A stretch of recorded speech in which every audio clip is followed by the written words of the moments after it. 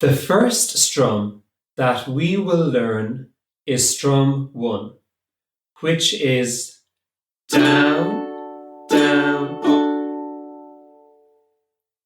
Let's play the chord D 4 times together using this new strum, and we will be starting after 4.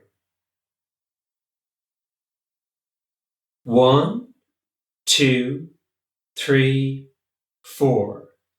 Down, down.